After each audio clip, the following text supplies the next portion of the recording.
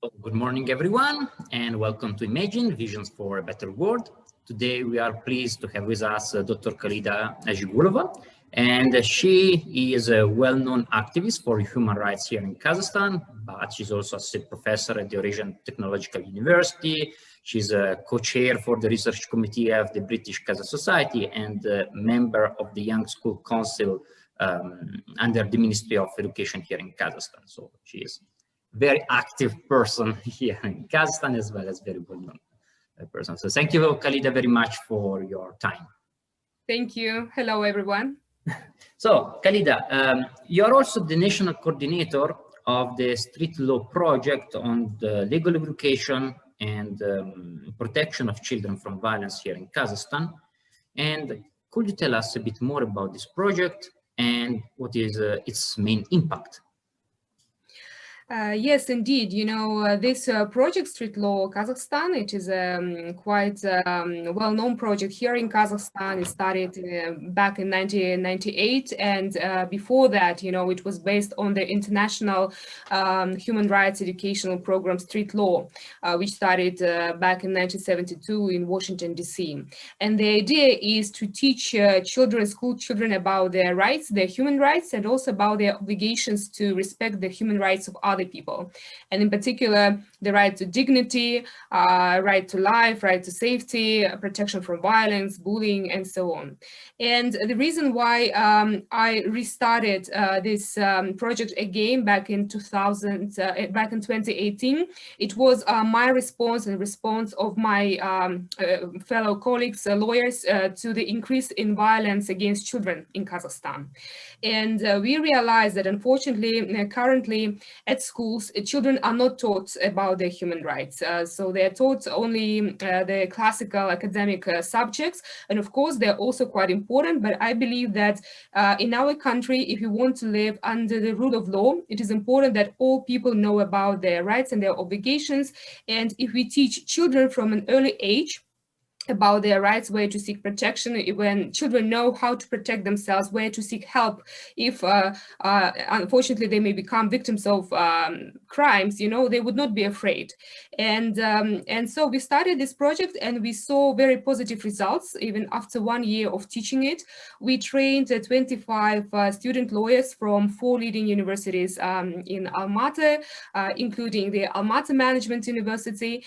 And another positive feedback what we got was from the children themselves and also from their teachers and their parents, because what we've observed is that after 1 year of teaching street law at schools, and we taught it at the 5th, 6th, 7th, and 8th grades in Kazakhstan at several schools, children themselves said that we now understand why we should not bully other children. We now understand that it is not good, you know, to call bad names or do bad things, you know, to your classmates. So generally, we were very happy that because of our teaching, because of the teaching about human rights, children became more tolerant to each other.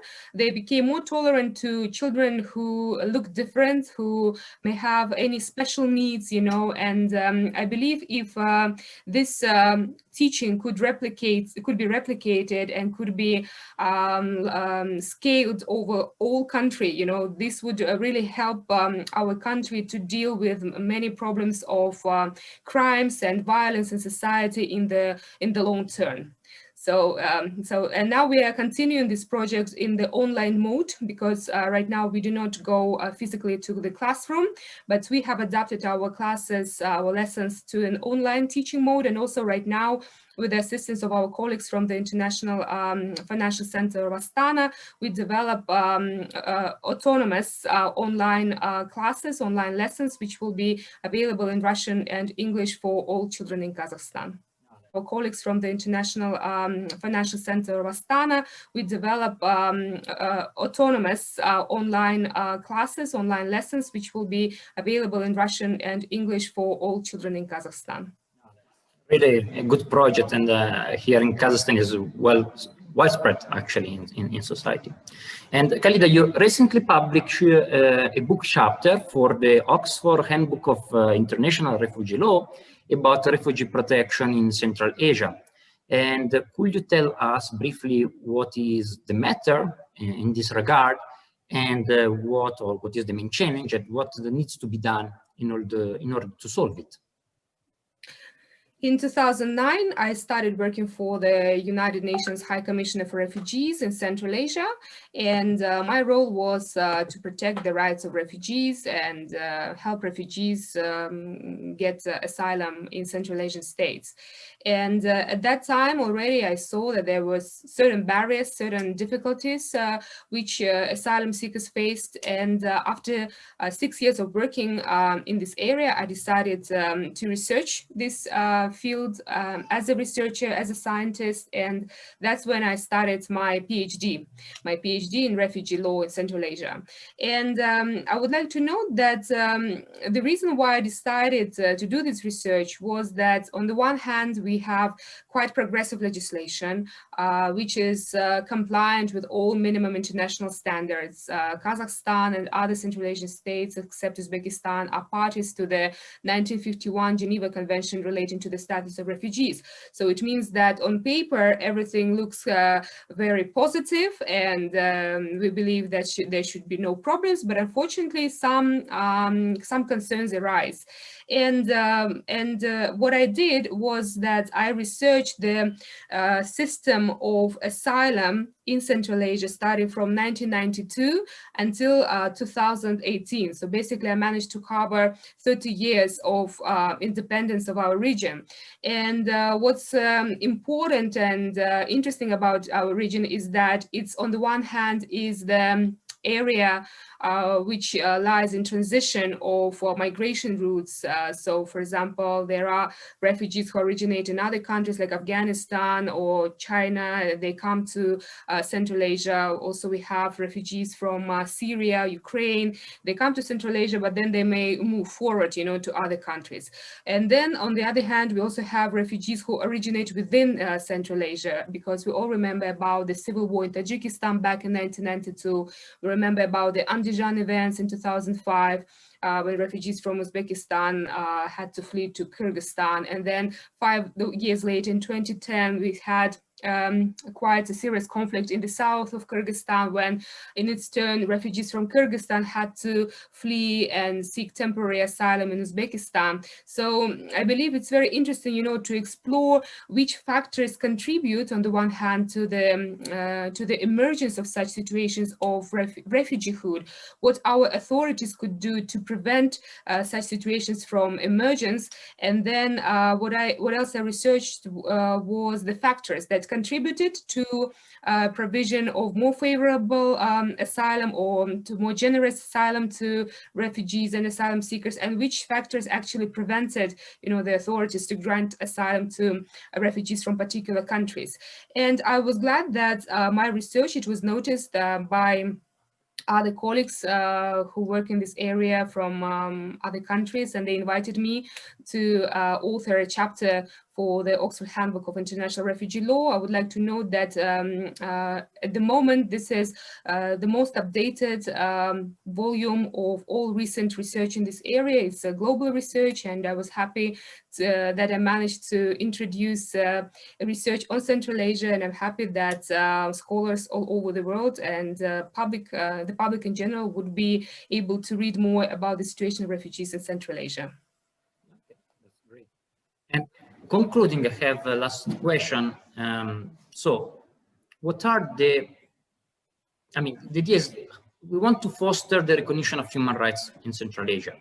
So what are the 3 most impending actions that need to be taken in order to achieve such a result? What do you think? Thank you very much for this question. Indeed, it is a difficult one to answer, but in my view, we need to do 3 things. First of all, we need to introduce human rights education in all our schools, starting from the 1st grade. And maybe even if it is taught in kindergarten, that's even better. That would be better.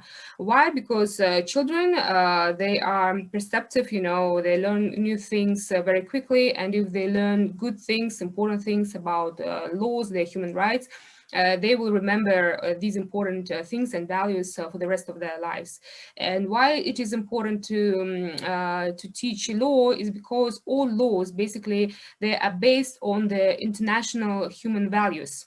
Human values such as respect to dignity, not to kill anyone, not to lie to anyone. So basically, whenever we teach our children to values, I believe it will not hurt to add just a little bit of information that also these values are enshrined in our laws, in our constitution. And if there is any violation, so there would be punishment, you know, so we do have it. So I believe that would be good. So sensitizing our population, especially children, about human rights, this is the first thing that we need to do.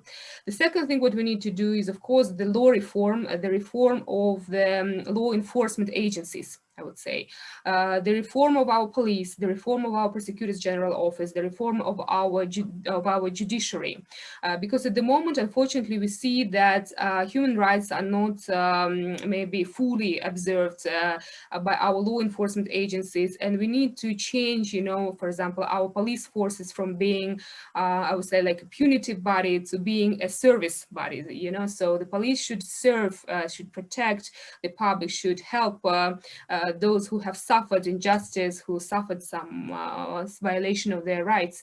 And currently this reform of the law enforcement agencies is taking place. And I believe that the public should be also more involved, you know, in providing their feedback, you know, what kinds of demands they have and how they want the police to serve the public. And the third change that we need to introduce is to review our legislation, in particular the criminal code, the code on administrative offenses, and we need to make sure that the punishment for some particular crimes and offenses is adequate, and that there will be no impunity and no perpetrator would be able to avoid punishment. Why? Because unfortunately, right now, for example, we have this problem with prosecuting perpetrators of domestic violence. And a few years ago, domestic violence in Kazakhstan was decriminalized. That happened in 2017. So criminal violence such as assault and battery is not seen as a crime anymore. And what is worse is that for assault and battery, the punishment is merely a warning, a written warning by court. And unfortunately, what else happens is that a perpetrator, an abuser can commit domestic violence and beat up members of his or her family 50, 60 times a year, and there would be never criminal punishment for his or her actions. So I believe this is something that needs to be corrected for surely. Why? Because what we have also observed is that once the domestic violence, such as assault and battery, has been decriminalized, we have seen increase in other more serious crimes, such as grave injury, grave bodily harm, and even homicide within domestic area.